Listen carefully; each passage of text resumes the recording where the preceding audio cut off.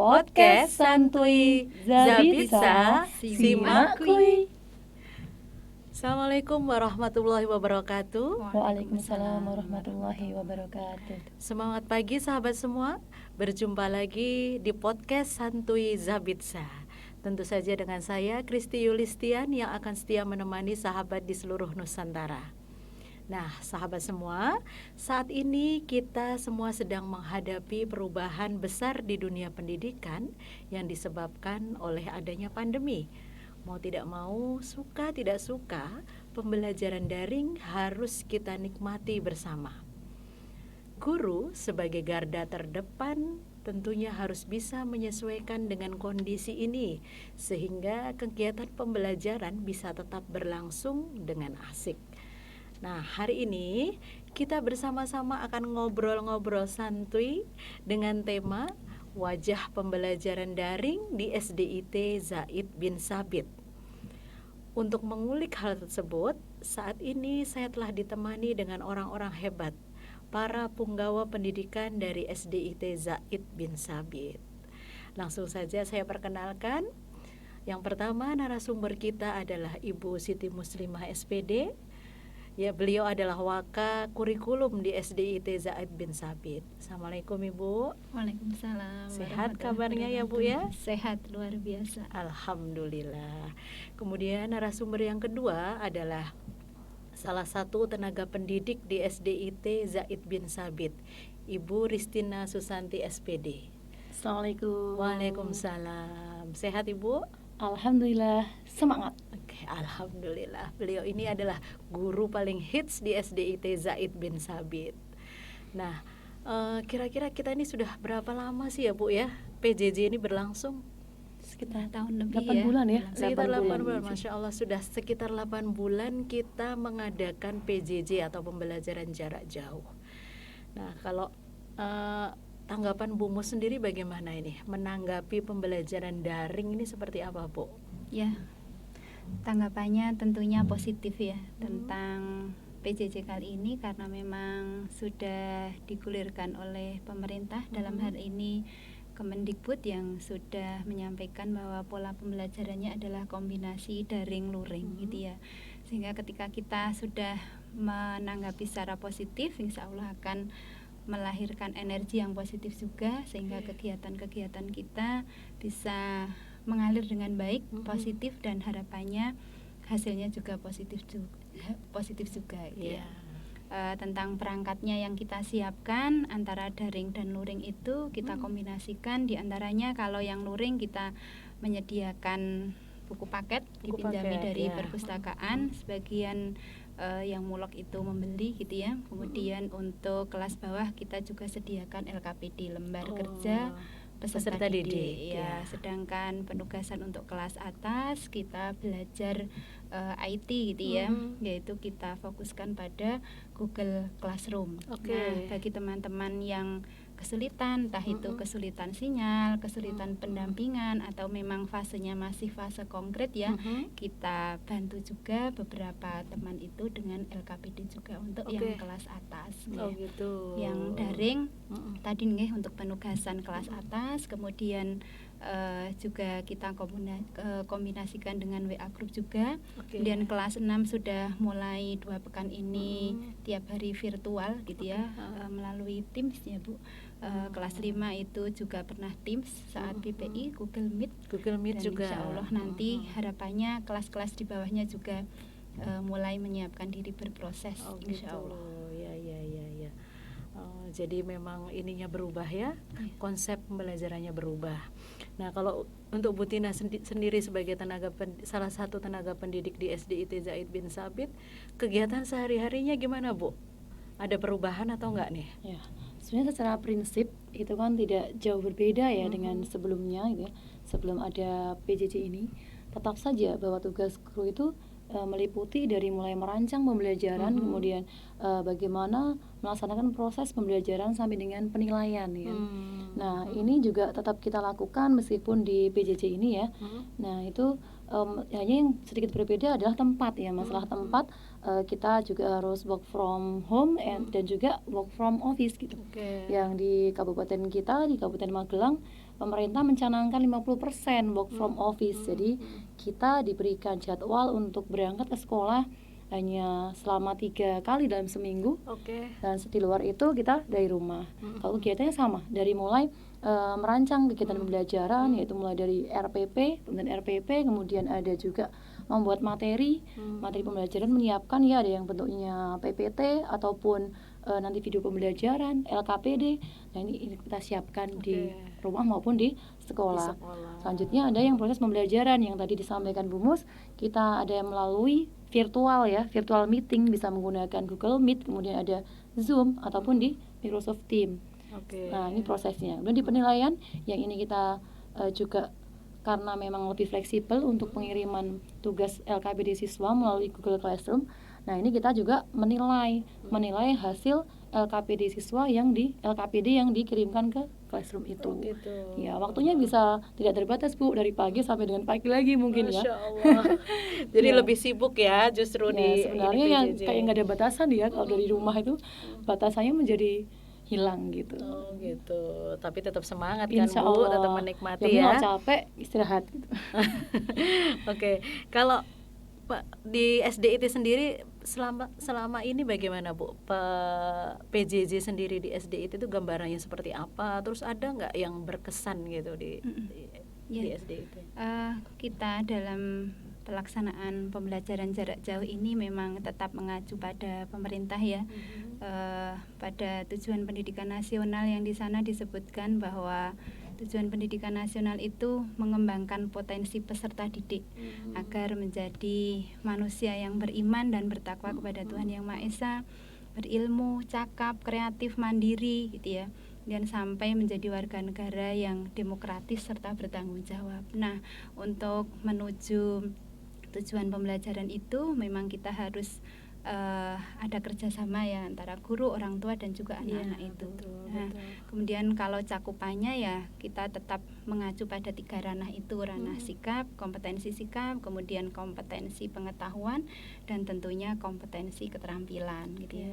Kalau kompetensi sikap baik itu spiritual maupun sosial itu kita capai dengan semua mata pelajaran gitu ya, bisa membentuk sikap gitu ya, tidak hanya 2 mata pelajaran saja, tetapi kita harapkan dengan belajar pada mata pelajaran umum semuanya bisa membentuk sikap anak gitu ya. Misalnya ketika pelajaran tematik muatan pelajaran IPS misalnya ya, ada interaksi sosial, tidak hanya mengerti definisinya saja gitu ya, hubungan timbal balik antara individu dengan individu, individu dengan kelompok atau kelompok dengan kelompok, tetapi selain pengetahuan dia juga bisa membentuk sikap sehingga dia menjadi orang yang gemar bekerja sama, bisa bergaul dengan sopan santun, saling tolong menolong gitu ya. Dan tentunya ranah spiritualnya dia tetap ikhlas gitu ya, untuk berinteraksi sosial itu, tidak mencari imbalan dan sebagainya, dan itu memang semua berproses gitu ya. Iya betul sekali ya.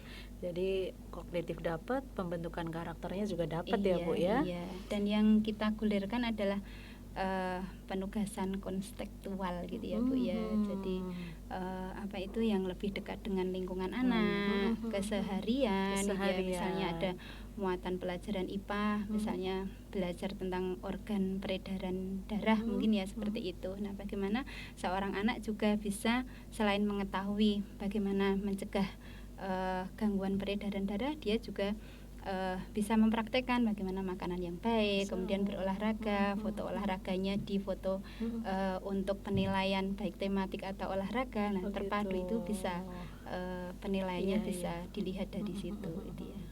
Kemudian untuk keterampilan ya bisa membuat clipping gitu ya, sebagainya. Mampu menyajikan seperti itu Bu. Oh iya. Kalau yang di lapangan nih Bu Tina, PJJ-nya udah efektif apa belum sih? Ini pertanyaan agak sulit ya. Disebutkan efektif juga, kita juga masih banyak keterbatasan sebenarnya. Kalau kita mau menggantikan peran guru di dalam dengan teknologi itu juga sepertinya nggak akan mungkin bisa gitu. Kalau di sebelum era PJJ ini, di era pandemi ini, sebelumnya kan kita bertemu langsung dengan siswa langsung gitu, kemudian kita bisa langsung mengarahkan siswa, dan siswa juga ketika diarahkan oleh guru insya Allah lebih efektif gitu. Tapi ketika di pandemi ini otomatis kan kita ada jarak di antara kita. Nah, kita berusaha menggantikannya dengan teknologi itu. Yang tadi ada beberapa aplikasi yang bisa tatap muka tapi virtual tadi. Yang ini nanti siswa juga akan bertemu langsung dengan guru dan teman-temannya gitu, seperti di Zoom, kemudian Microsoft Teams dan Google Meet tadi ya. Nah, kalau masalah efektifnya tentu saja lebih efektif yang ketika pembelajaran langsung gitu. Dan memang yang paling sulit kendala-kendalanya ada di teknis, ada di sinyal itu ya Bu ya. Karena memang murid kita dari berbagai pelosok ya, ada yang dari Candi Mulyo, ada yang dari Borobudur. Nah, ini banyak yang daerah-daerah yang sinyalnya tidak kuat. Nah, ini banyak yang terkendala ketika melakukan virtual meeting gitu. Nah, itu salah satunya. Yang kedua yaitu orang tua wali murid ini mereka banyak sebagai pekerja gitu, baik di instansi pemerintah maupun yang bekerja di swasta. Banyak kan mereka bekerja pulang sampai rumah sudah sore. Otomatis sedikit waktu buat bersama ini ya. Iya, sementara anak-anak SD kan belum diberikan HP ya secara penuh gitu. Nah, ini juga menjadi semacam tantangan buat orang tua dan juga guru serta anak-anak kita gitu. Nah, kalau kesiapan guru nih gimana? Kesiapan gurunya untuk menghadapi PJJ ini gimana di SD itu, Bu? Ya. Nah, ini juga ya untuk guru memang harus belajar ya. Yang namanya guru selalu harus mengikuti perkembangan gitu. Nggak hanya murid yang harus belajar tiap hari, tapi guru juga harus selalu belajar juga. Ada sesuatu yang baru yang harus kita bisa, ya kita harus bisa kita belajar itu gitu.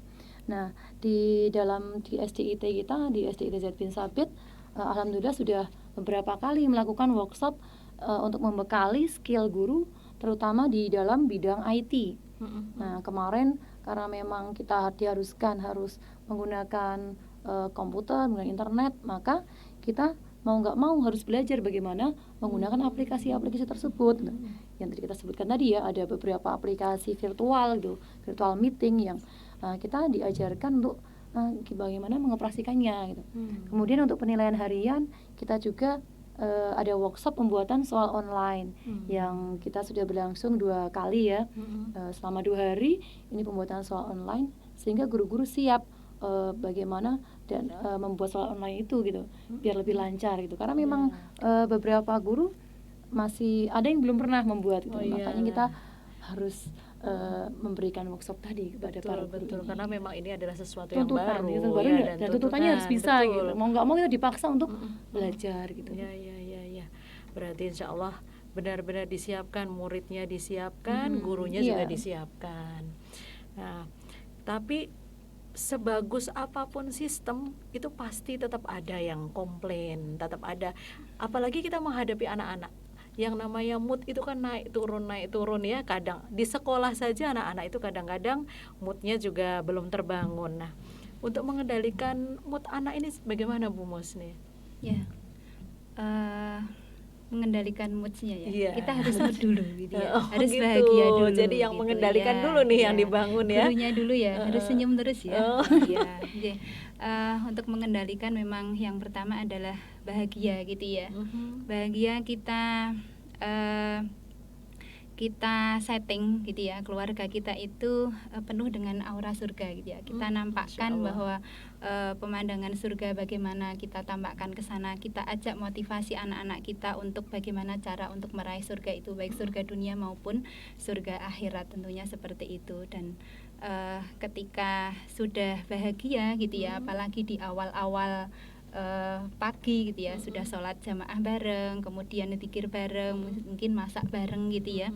Nah, ketika anak-anak sudah bahagia, insya Allah dia bisa akan menangkap pembelajaran hari itu dengan baik gitu ya. Sesuai ilmu psikologi ya, ketika otaknya itu sudah terbuka, dia akan bisa menangkap pelajaran dengan baik gitu ya. Nah, bahagia juga berarti bekerja sama antara ayah, antara ibu gitu ya. Nah, sehingga nanti bisa akan mencapai hal yang lebih baik lagi gitu ya. Dan Selain itu juga ini ya, kita memilih, anak-anak silahkan memilih cara mengerjakan tugas itu seperti apa itu ya, entah dengan suasana yang sunyi, entah dalam hal keramaian, ataupun harus dengan mendengarkan nasyid gitu ya, atau didahului dengan tilawah dulu, menyetorkan one ayatnya dulu. Nah itu kan sebuah tips-tips yang bisa kita serahkan pada anak-anak gitu ya. Dan juga mungkin selain mengikuti pembelajaran, kita juga tetap refreshing ya, entah itu dengan merawat tanaman kita, menyelesaikan tugas-tugas kita, mencuci alat makan kita gitu ya, menyapu dan sebagainya. Nah itu life skill nanti itu tadi ya Bu insya Allah ya akan menggugah mood kita kembali, karena memang life skill memang kita gulirkan sebagai program unggulan kita gitu ya, pengembangan, karena selain standar isi dan SKL dari pemerintah dan muatan kita juga mengedepankan life skill itu, sehingga kemandirian, kecakapan hidup untuk membentuk karakter, menguatkan pendidikan karakter anak-anak memang dimulai dari kecakapan hidup itu. Dan ini insya Allah kita gulirkan tiap hari, kita list sebagai presensi kita, entah itu hanya merawat tanaman, asah-asah mencuci piring kita gitu ya, nah seperti itu, atau membaca, nah hal-hal yang ringan seperti itu insya Allah bisa. Jadi lebih banyak yang didapat sebenarnya. Untuk mengoptimalkan PJJ ini agar menarik seperti apa Bu? Monggo Bu Tina, gimana ini? Intinya kan memang di pembelajaran itu kuncinya ada di guru sebenarnya. Awalnya guru, karena memang guru ini sebagai kayak kreator gitu ya. Jadi guru harus kreatif, kemudian dia harus bisa bagaimana mengemas pembelajaran biar tidak monoton gitu. Jadi tidak melulu textbook tadi ya, tidak perlu textbook, nggak cuman harus mengerjakan buku tertentu gitu ya, buku paket ataupun LKS, nggak cuma di situ, tapi kita juga dituntut untuk melakukan pembelajaran yang menarik bagi siswa.